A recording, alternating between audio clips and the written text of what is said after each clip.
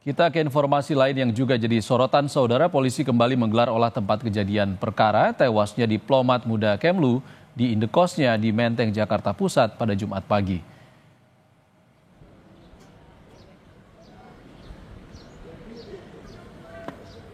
Olah TKP kali ini melibatkan tim Inafis dan tim Dokes Polda Metro Jaya serta Puslap 4 Mabes Polri.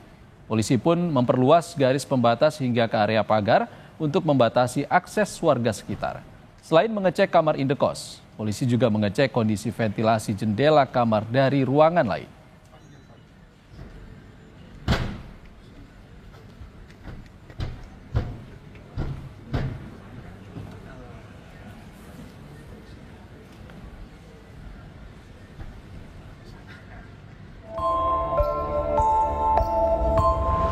Tragedi tewasnya Arya Daru Pangayunan, seorang diplomat muda Kementerian Luar Negeri di kamar indekosnya di Menteng, Jakarta Pusat masih menjadi misteri. 2 rekaman CCTV dan 5 orang yang telah diperiksa penyelidik termasuk istri korban ternyata belum mampu menjawab teka-teki tersebut. Kapolri Jenderal Listio Sigit Prabowo menyebut pihaknya akan terus melakukan penyelidikan secara mendalam dan meminta anggotanya untuk bekerja secara maksimal. Ya tentunya diminta atau tidak diminta, Polri tentunya akan melakukan penyelidikan mendalam dan tentunya apabila sudah kita temukan bukti-bukti dan saya minta untuk anggota juga bergerak maksimal agar segera bisa terungkap dan memang ditunggu oleh publik, ditunggu oleh masyarakat. Ya, terima kasih ya.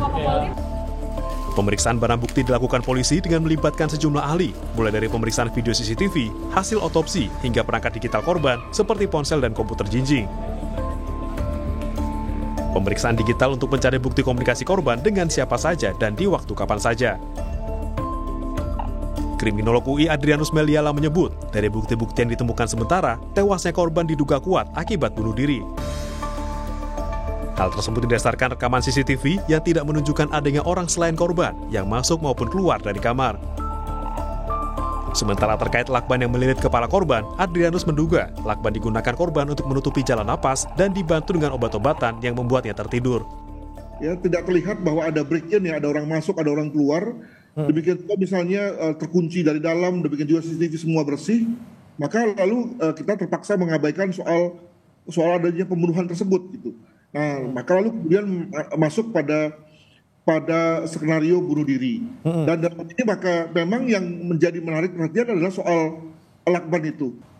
Janggal, apalagi ketika upaya menutupi jalan napas itu kemudian dilakukan itu saja, artinya tidak ada bantuan hal yang lain. Nah, saya menduga bahwa dibantu dengan obat-obatan sehingga misalnya obat yang bersangkutan tertidur dan ketika tertidur lalu kemudian jalan nafasnya berhenti dan terjadilah yang bersangkutan kemudian berhenti nafas dan meninggal gitu. Sebelumnya korban ditemukan meninggal dunia di kamar indekosnya dengan kondisi seluruh wajah tertutup lakban. Saat ditemukan, kondisi pintu kamar indekos terkunci dari dalam dan tidak ditemukan tanda-tanda penganiayaan di tubuh korban. Tim Liputan Kompas TV.